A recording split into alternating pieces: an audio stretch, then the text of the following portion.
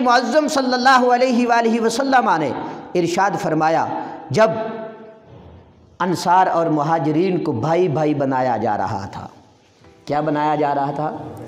بھائی بھائی بنایا جا رہا تھا، میرے آقا علیہ الصلوۃ والسلام کے پاس حضرت علی المرتضیٰ شیر خدا رضی اللہ تعالیٰ عنہ آئے۔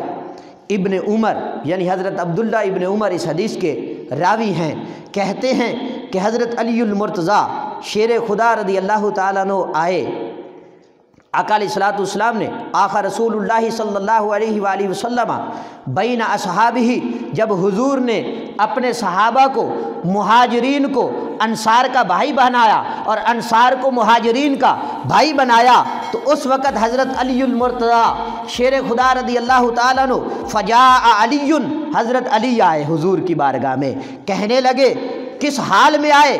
راوی نے اس کو بیان کیا، مصنف نے اس کو لکھا، تدمع عیناہ، آپ کی آنکھوں سے آنسو بہہ رہے تھے، آپ کی آنکھوں سے آنسو بہہ رہے تھے۔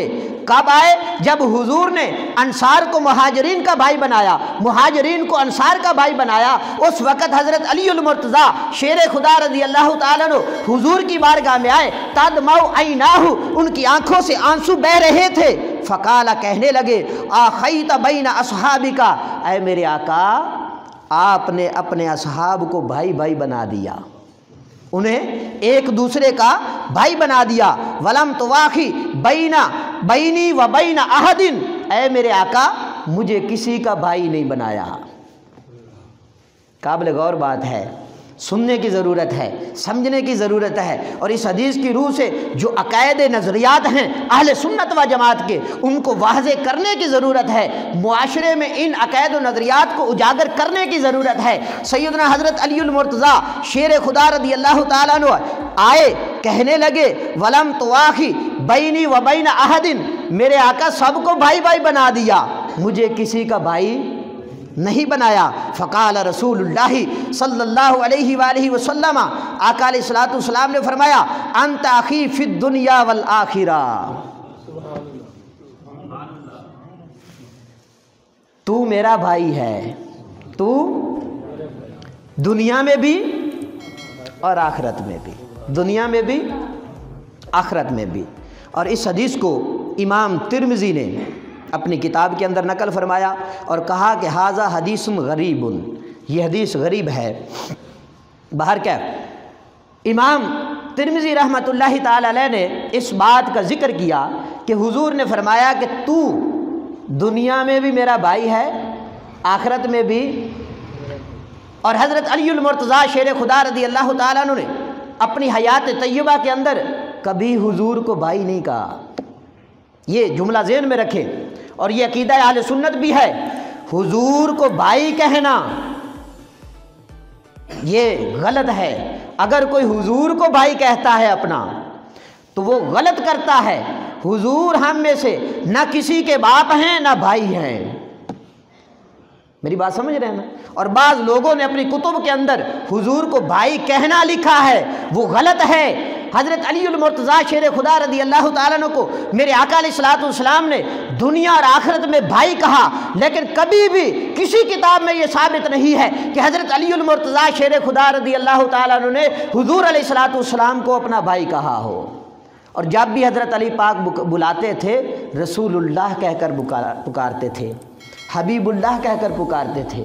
آقا علیہ الصلوۃ والسلام کو کبھی حضرت علی المرتضیٰ شیر خدا رضی اللہ تعالیٰ عنہ نے بھائی نہیں کہا۔ اور اب بہت سے ایسے نعت خوان جن کا تعلق رفضیت کے ساتھ ہے، رافضیت کے ساتھ ہے، وہ اسٹیجوں پہ وہ کلام پڑھتے ہیں جس سے ان کی خدمت ہوتی ہے، جس سے ان کی جیبیں گرم ہوتی ہیں۔ اسٹیج کون سے ہوتے ہیں؟ اہل سنت و جماعت کے۔ کون سے اسٹیج ہوتے ہیں؟ اہل سنت و جماعت کے۔ اسٹیجوں پر ایسے رافضی نظریات کے مالک نعت خوان، داڑھی منڈے، کلین شیف نعت خوان، نقیب، خطیب آ کر اہل سنت و جماعت کے اسٹیج پہ پڑھتے ہیں اور پیسہ اہل سنت و جماعت سے بٹورتے ہیں۔ پیسہ بھی اہل سنت و جماعت کا، اسٹیج بھی اہل سنت و جماعت کا، اور ایسے من گھڑت کلام پڑھے جاتے ہیں جن کا تعلق شریعت کے ساتھ نہیں ہوتا، قرآن اور حدیث کے ساتھ نہیں ہوتا۔ ایک نعت خان کو میں نے سنا جو کہتا ہے علی ورگا زمانے تے کوئی پیر وکھا مینوں، شعر لکھا ہوا میں نے، علی ورگا زمانے تے کوئی پیر وکھا مینوں، علی باج محمد دا کوئی ویر وکھا مینوں۔ یہ ہمارے اسٹیجوں پہ کلام پڑھے جاتے ہیں۔ حضرت علی المرتضیٰ شیر خدا رضی اللہ تعالیٰ عنہ کی شان جو ہے، میرے آقا علیہ الصلوۃ والسلام نے جو انہیں عطا فرمائی، علی ورگا پیر زمانے تے نہیں۔ حضرت علی کیا ہیں؟ پیر ہیں۔ اور حضرت علی پاک جیسا کوئی پیر، اگر اس نعت خان کا یہ نظریہ ہے کہ سیدنا حضرت ابو بکر صدیق، سیدنا حضرت عمر فاروق، سیدنا حضرت عثمان غنی رضی اللہ تعالی عنہم اجمعین، ان کو وہ خلیفہ نہیں مانتا، ان کی خلافت کو دائیں بائیں کر دیتا ہے، اور ان سے بھی سیدنا حضرت علی پاک کی شان کو بڑھا دیتا ہے، کہتا ہے کہ ان سے بھی بڑھ کر حضرت علی پاک پیر ہیں، تو یہ عقیدہ رافضیت کا ہے اور اہل سنت و جماعت کے شعار کے یہ خلاف ہے، قرآن اور حدیث کی یہ صراحتاً مخالفت ہے۔ اگر وہ یہ عقیدہ رکھتا ہے کہ حضرت ابو بکر صدیق، حضرت عمر فاروق اور حضرت عثمان غنی رضی اللہ تعالی عنہم اجمعین کے بعد علی ورگا زمانے تے کوئی پیر نہیں، تو پھر اس میں مسئلہ نہیں ہے۔ لیکن جتنے بھی نعت خان حضرات ہیں وہ اس انداز سے نہیں پڑھتے ہیں، ان کا مقصد وہی ہوتا ہے جو رافضیت کا عقیدہ اور نظریہ ہے، کہ اہل سنت و جماعت کا تو یہ نظریہ ہے نا کہ تینوں خلفاء کے بعد چوتھے نمبر پر سیدنا حضرت علی پاک ہیں، لیکن جو باطل عقیدہ رافضیت کا ہے وہ کہتے ہیں کہ حضرت علی پاک بلا فصل خلیفہ ہے۔ کیا ہے؟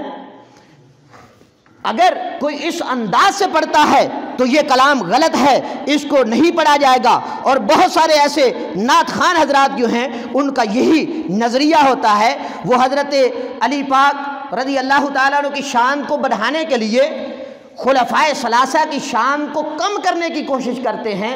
یہ مقام اور مرتبہ جو ہے اللہ رب العزت کی طرف سے ان مقدس ہستیوں کو دیا گیا ہے، اور خود سیدنا حضرت علی المرتضیٰ شیر خدا رضی اللہ تعالیٰ عنہ اپنی شان کو ان ہستیوں سے بڑھنے نہیں دیتے ہیں۔ اور پھر دوسرا جملہ کہ علی باج محمد دا کوئی ویر وخا مینوں، یہ اس شعر کے اندر پڑھا جاتا ہے۔ اس میں بھی بہت سا یہ غلط نظریہ ہے کہ حضرت علی پاک کے بعد حضرت علی پاک رضی اللہ تعالیٰ عنہ کے علاوہ حضور کا کوئی ویر نہیں۔ دیگر صحابہ کرام میں سے بھی بعض صحابہ ایسے ہیں جن کو حضور نے اپنا بھائی کہا، انہوں نے حضور کو اپنا بھائی نہیں کہا، لیکن حضور نے ان کو اپنا بھائی کہا۔ تو پھر ایک حدیث کو پڑھنا، دو حدیثوں کی تردید کر دینا، یہ بھی غلط ہے۔ یہ اس انداز سے پھر کلام نہیں پڑھا جائے گا، اس کلام کی تردید کی جائے گی جس میں کہا جائے کہ علی باج محمد دا کوئی ویر وکھا مینوں۔ حدیثوں میں لکھا ہوا ہے کہ حضور علیہ الصلوۃ والسلام نے، امام ابو داود اور امام ترمذی جو ہیں انہوں نے اس حدیث مبارکہ کو نقل کیا، حضرت عمر بن خطاب رضی اللہ تعالیٰ عنہ کے بارے میں آقا علیہ الصلوۃ والسلام نے فرمایا اشرکنا یا اخی فی دعائکا۔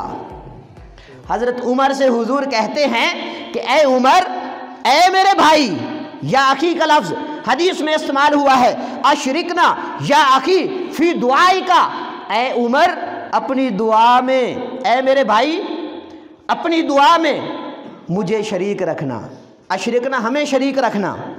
تو اس حدیث مبارکہ میں حضور نے حضرت عمر بن خطاب رضی اللہ تعالیٰ عنہ کو اپنا بھائی کہا، لیکن حضرت عمر نے حضور کو اپنا بھائی نہیں کہا۔ حضور علیہ الصلوۃ والسلام نے یہ عظمت حضرت عمر فاروق رضی اللہ تعالیٰ عنہ کو عطا فرمائی۔ جب یہ جملہ پڑھا جائے گا کہ علی باج محمد دا کوئی ویر وکھا مینوں، تو پھر اس حدیث کی تردید ہے کہ اس حدیث میں بھی حضور نے حضرت عمر بن خطاب رضی اللہ تعالیٰ عنہ کو اپنا بھائی کہا۔ اسی طرح حضرت زید بن حارثہ بخاری شریف کی یہ حدیث ہے۔ حضرت زید بن حارثہ کو میرے آقا علیہ الصلوۃ والسلام نے اپنا بھائی کہا، فرمایا انت اخونا و مولانا، اے ہمارے بھائی اور ہمارے مولا۔ آقا علیہ الصلوۃ والسلام نے فرمایا اے ہمارے بھائی، اے ہمارے دوست۔ کن کو کہا؟ حضرت زید بن حارثہ کو۔ کس کو کہا؟ زید بن حارثہ کو۔ تو یہ کلام بھی غلط ہے جس میں صرف یہ کہا جائے کہ علی باج محمد دا کوئی ویر وکھا مینو۔ دو ویر ہیں جن کو حضور نے کہا کہ یہ بھی میرے بھائی ہیں، یہ بھی۔ تو اس طرح کے جو رافضی قسم کے جو کلام ہمارے اہل سنت و جماعت کے اسٹیجوں پہ پڑھے جاتے ہیں، ان کی تصحیح کرنے کی ضرورت ہے۔